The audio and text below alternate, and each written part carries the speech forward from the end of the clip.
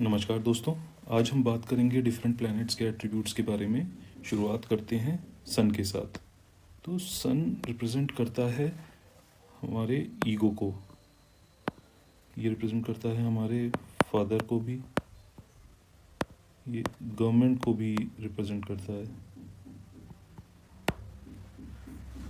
मेरी hand writing के लिए प्लीज़ माफ़ी चाहता हूँ। आई होप आप लोगों को समझ में आ रहा हो, इसीलिए मैं बोलते बोलते लिखता जाता हूँ दैट अगर राइटिंग नहीं समझ में आ रही है एटलीस्ट मैं जो बोल रहा हूँ वो आपको रिलेट होगा।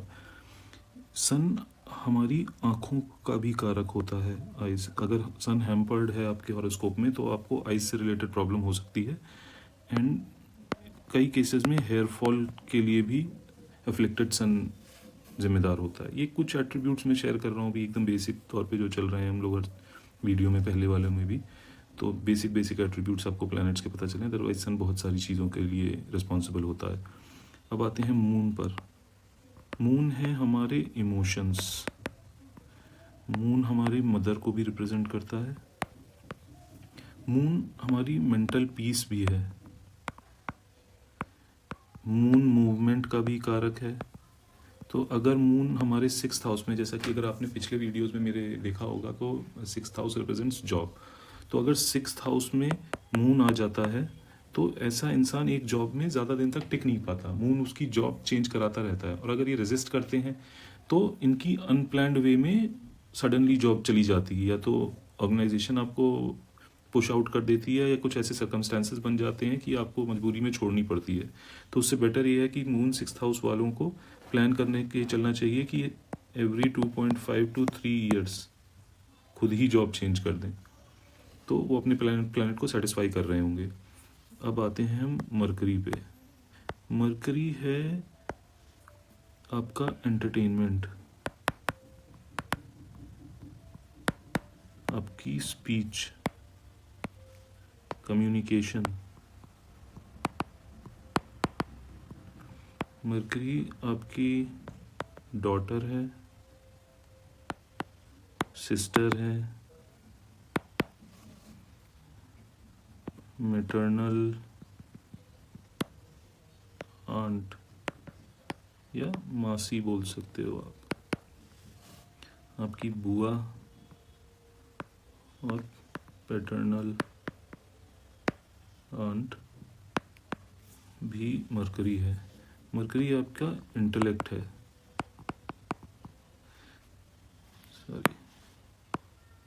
इंटेलेक्ट है। मरकरी अगर किसी के 10th हाउस में है तो ऐसा इंसान का बिजनेस एक्यूमेन बड़ा स्ट्रांग होता है, तो इनको एक बार तो बिजनेस करने का ट्राई ज़रूर करना चाहिए। 2 और भी प्लैनेट्स होते हैं जो इन्फ्लुएंस करेंगे आपके इस डिसीजन को, बट अगर मरकरी 10th हाउस है तो बहुत हाई पॉसिबिलिटी है कि आप बिजनेस में बहुत अच्छा करेंगे। आप ऑलरेडी बिजनेस कर रहे हो, ऐसा भी हो सकता है। अब आते हैं मार्स पर। मार्स है आपका करेज। मार्स आपके दोस्त भी हैं, आपके भाई, छोटे बड़े सब भाई, दोस्त, करेज हो गया मार्स आपका। मार्स अगर आपका अफ्लिक्टेड होता है आपकी हॉरोस्कोप में तो प्रॉब्लम क्या होती है उससे, कि आप कोई भी नई चीज़ शुरू करने के लिए इनफ करेज नहीं जुटा पाते हैं। आपको क्या इश्यूज आते हैं, आप रिस्क टेकिंग एबिलिटी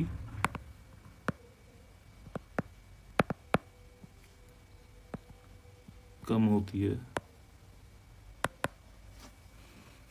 तो ये आपको देखना, अगर आपको ऐसा लग रहा है कि आप किसी चीज़ को शुरू करने का बहुत टाइम से सोच रहे हैं बट आप कर नहीं पा रहे हैं, आप हिम्मत नहीं जुटा पा रहे हैं, तो कहीं ना कहीं आपका मार्स अफ्लिक्टेड है आपकी हॉरोस्कोप में। अब मार्स से आपके बाद आते हैं आपके जुपिटर पे। जुपिटर आपका टीचर को रिप्रेजेंट करता है, गुरु को रिप्रेजेंट करता है।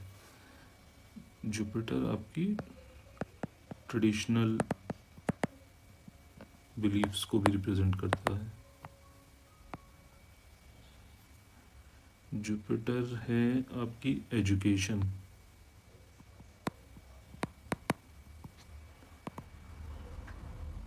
जुपिटर बहुत मेजर रोल प्ले करता है ये पता लगाने में कि ट्रांजिट में जुपिटर कहाँ है तो आपकी शादी कब होगी। इनफैक्ट आपके चाइल्ड बर्थ के लिए भी जुपिटर रिस्पॉन्सिबल होता है। तो हमने क्या क्या कवर कर लिया है, सन कर लिया, मून कर लिया, मरकरी, मार्स, जुपिटर। अब आते हैं वीनस पे। वीनस है बेसिकली, वीनस आपकी कुंडली में जहाँ भी प्लेस्ड है तो ये सोर्स ऑफ वेल्थ आपका क्या बनेगा आपकी लाइफ में वो डिसाइड करता है। वीनस आपका स्पाउस भी है। आपकी लाइफ में लग्जरी, कंफर्ट कितना रहेगा, इस चीज़ का कारक भी वीनस है। वीनस आपके लग्जूरियस ट्रैवल भी डिसाइड करता है। जितनी भी आपकी लाइफ में रिफाइंड चीज़ें हैं,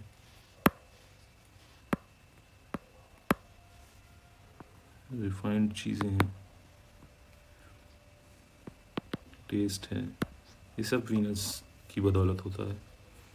अब आते हैं सैटर्न पे। सैटर्न हार्ड वर्क का कारक होता है। सैटर्न आपका जस्टिस ओरिएंटेड प्लैनेट है, तो इसके प्लेसमेंट पे डिपेंड करेगा आपके हॉरोस्कोप में कि अगर आप काम बहुत ठीक से नहीं कर रहे हैं और अपने सबॉर्डिनेट्स को परेशान ज़्यादा करते हैं तो सैटर्न आपकी बहुत बुरी तरीके से क्लास लगाएगा लाइफ में, जो आपको रियलाइज़ भी नहीं होगा कि ऐसा क्या हुआ, अचानक से चीज़ें ख़राब क्यों होने लगी। क्योंकि सैटर्न अंडर प्रिविलेज क्लास को भी रिप्रेजेंट करता है।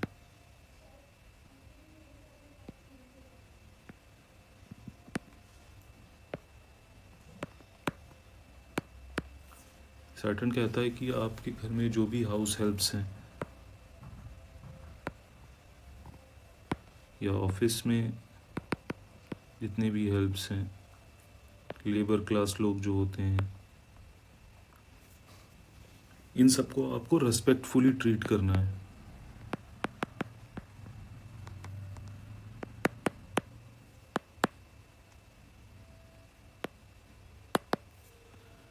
नहीं तो सैटर्न आपसे नाराज़ हो जाएगा और फिर वो क्या ही कर सकता है, ये आप इसका चीज़ का अंदाज़ा भी नहीं लगा सकते। ये थोड़े बहुत कुछ एट्रीब्यूट्स मैंने सैटर्न के आपके साथ शेयर किए। सैटर्न अच्छा एक डिले का भी कारक है। आप अगर आपकी लाइफ में कोई भी चीज़ में डिले बहुत मेजर हो रहा है तो आप समझ जाइए कि सैटर्न का रोल कहीं ना कहीं है उस चीज़ में, क्योंकि वरना और कोई प्लैनेट डिले नहीं कराता किसी चीज़ का। अगर डिले हो रहा है तो सैटर्न ही उसकी वजह है। अब आते हैं राहु।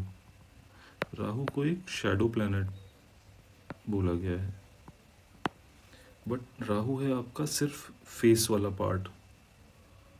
तो राहु जिस बंदे का, इंसान का स्ट्रांग होगा वो हाईली इंटेलेक्चुअल होगा, उसका दिमाग बहुत तेज़ होगा, लेकिन उसको प्रॉब्लम आएगी अपने आइडियाज़ को एग्जीक्यूट करने में, एग्जीक्यूशन में प्रॉब्लम आएगी। तो इनको चाहिए होता है कि कोई इनको ऐसा मिले इंसान जो जिसका मार्स स्ट्रांग हो, क्योंकि मार्स होता है कि उसको जो भी काम दिया जाता है वो इमीडिएटली ख़त्म करने का ट्राई करता है, उसको पोस्टपोन नहीं करता। और राहु वाले इंसान के पास आइडियाज़ बहुत यूनिक और आउट ऑफ द बॉक्स होंगे। तो अगर स्ट्रॉन्ग मार्स और स्ट्रॉन्ग राहु वाले लोग पार्टनरशिप में कोई काम करें, एक आदमी एग्जीक्यूशन देख रहा है, एक आदमी आइडिएशन पार्ट संभाल रहा है, तो ये लोग बहुत अच्छा कर सकते हैं। दो जब आप पार्टनरशिप की बात करते हैं तो बहुत सारी और चीज़ें भी कंसिडर करी जाती हैं। ये मैं सुपरफिशियल लेवल पे आपको बता रहा हूँ कि क्यों मैंने ऐसा कहा। राहु एक्सपेंशन का कारक है।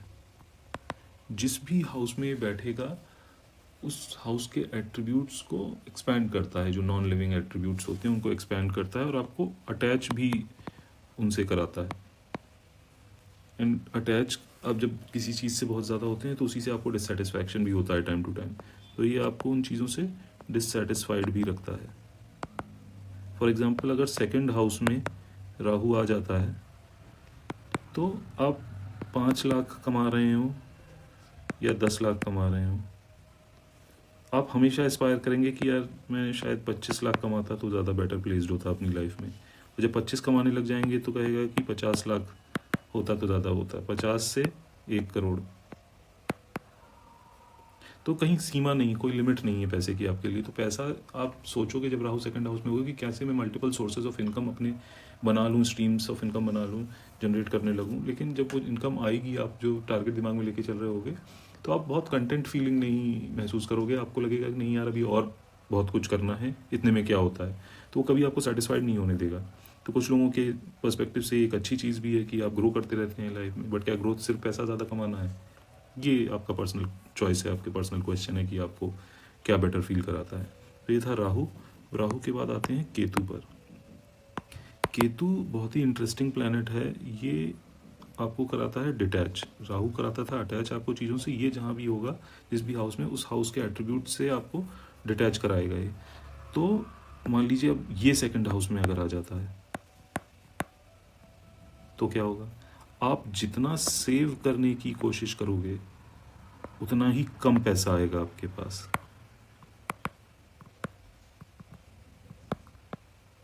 केतु सेकंड हाउस वाले व्यक्ति को पैसा खर्च करते रहना चाहिए। अब खर्च करने से मतलब ये नहीं कि आप ऊट पटांग कुछ भी चीज़ खरीदते जा रहे हैं उसमें खर्च करते जा रहे हैं। खर्च करने से बेसिक मतलब ये है कि आपको अपने सेविंग्स अकाउंट में पैसे नहीं रखने हैं।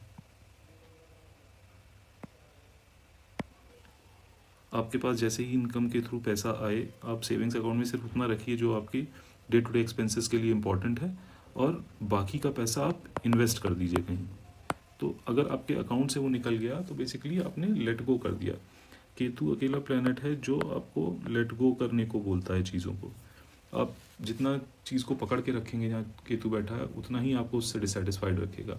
और अगर आप लेट गो करेंगे, ज़्यादा इमोशनली अटैच नहीं होंगे उस हाउस के एट्रीब्यूट्स के साथ, तो केतु पलट के आपको उतना ही ज़्यादा और पैसा देगा। ये इस तरीके से केतु वर्क करता है। तो ये थे बेसिक एट्रीब्यूट्स सारे प्लैनेट्स के। आई होप आप लोगों को समझ में आया होगा, आप रिलेट कर पा रहे होंगे। ग्रेजुअली जैसे जैसे हम आगे बढ़ेंगे, आप हॉरोस्कोप्स के साथ जब हम रिलेट करेंगे, तब आपकी अंडरस्टैंडिंग और बेटर होती जाएगी। और ये एग्जॉस्टिव लिस्ट नहीं है एट्रीब्यूट्स की, प्लैनेट्स की। ये जस्ट बेसिक लेवल पे आपको समझाने का अटेम्प्ट था कि क्या क्या करते हैं प्लैनेट्स और किस चीज़ के लिए रिस्पॉन्सिबल होते हैं हमारी लाइफ में। तो आप बताइएगा कमेंट करके कि आपको कैसा लगा ये कंटेंट, और इस तरीके के और वीडियोस आप देखना चाहेंगे। अगर कोई टॉपिक आपके दिमाग में है वो भी शेयर करिए, मैं कोशिश करूँगा उसको कवर करने का। बाकी इस तरीके की इन्फॉर्मेशन के लिए जुड़े रहिए मेरे साथ, और प्लीज़ सब्सक्राइब ज़रूर करिए, चैनल को लाइक करिए, शेयर करिए अपने दोस्तों के साथ, अपने घर वालों के साथ जो इंटरेस्टेड हैं एस्ट्रोलॉजी को और बेटर वे में समझने में और एकदम सिंपल लैंग्वेज में समझने में। मैं इसीलिए बहुत ज़्यादा आम भाषा का इस्तेमाल करता हूँ अपने वीडियोज़ में, ताकि हर कोई रिलेट कर पाए इस चीज़ से। तो ये एक मेरा अटेम्प्ट है to make astrology even more easier for anybody to understand and then take hold of their life path in their own hand instead of going to somebody else and them guiding them. So this is what it is. Thank you so much for your time, and ऐसे और videos भी मैं इस तरीके का content information लाता रहूँगा। और जितनी जल्दी आप मेरे सब्सक्राइबर्स बढ़ाने में हेल्प करेंगे, 1000 सब्सक्राइबर पहुँचने के बाद, I am thinking of doing this thing once a month, कि मैं किसी भी सब्सक्राइबर का कमेंट सेक्शन में से बर्थ डिटेल्स लूँगा, आप लोग अपने शेयर करिएगा, और एनोनिमसली मैं वो बर्थ चार्ट डिस्कस करूँगा यहाँ पर। सो वो आपकी लर्निंग में भी एक एडिशन होगा, प्लस किसी को जिनको पता होगा कि मैं उनका बर्थ चार्ट डिस्कस कर रहा हूँ, उनको फ्री कंसल्टेशन भी एक तरीके से मिल जाएगी। तो ये एक बोनस है आपके लिए, बट उसके लिए मुझे मोटिवेटेड फील करना बहुत ज़रूरी है, और वो तभी होगा जब आप लोग सब्सक्राइब करेंगे और मेरे चैनल पे वीडियोस विजिट करते रहेंगे, देखते रहेंगे। और इम्प्रूवमेंट के लिए there is always a scope, so your feedbacks are welcome. तो ज़रूर शेयर करिएगा कमेंट करके मेरे साथ। बाकी तो ऐसी इन्फॉर्मेशन और आती रहेगी मेरी तरफ से। एंड धन्यवाद, थैंक यू सो मच।